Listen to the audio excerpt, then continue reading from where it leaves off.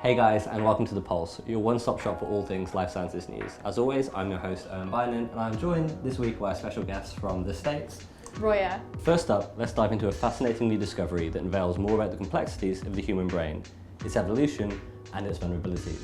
Recent research, led by Professor Pierre van der Hagen, has uncovered an exciting connection between two human-specific genes and SYNGAP1, a gene linked to intellectual disabilities and the autism spectrum disorders. While we know the human brain's ability to learn and think is unparalleled, this prolonged development period, known as neoteny, is what sets us apart from other species and makes our brain uniquely vulnerable to certain disorders when the process doesn't go as planned. In this groundbreaking study, researchers focused on the maturing of synapses, the connections between neurons that are critical for cognition and learning. While animals like mice and macaques develop their synapses in months, humans take years to go through this process. It is this extended maturation that fuels our advanced brain power. This study identifies two genes, sRGAP2B and sRGAP2C, which are found only in humans as key players in slowing down synapse development. By turning off these genes in human neurons and transplanting them into mouse brains, the team observed how these genes work alongside SYNGAP1 to regulate the pace of brain development. What's even more fascinating is that the team discovered that sRGAP2B and sRGAP2C could actually boost SYNGAP1 levels, possibly correcting some of the issues caused by its absence.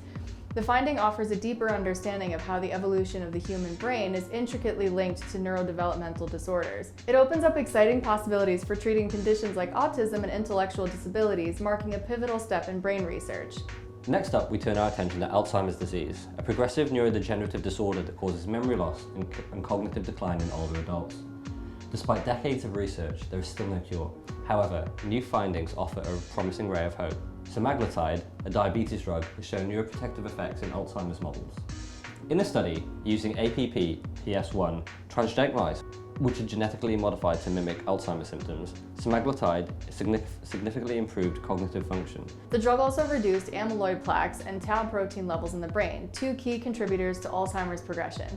Interestingly, while it did not affect phosphorylated tau, it did lower inflammation by reducing markers of astrocyte and microglia activation. What's particularly exciting is that semaglutide also increased levels of oxytocin, a hormone that's linked to neuroprotection, suggesting a potential new avenue for Alzheimer's treatment. While it's still early days, this research presents a major breakthrough.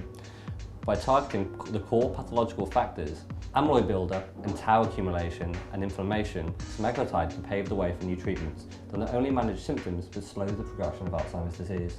This is a new hope and a beacon for millions of people affected by the disease.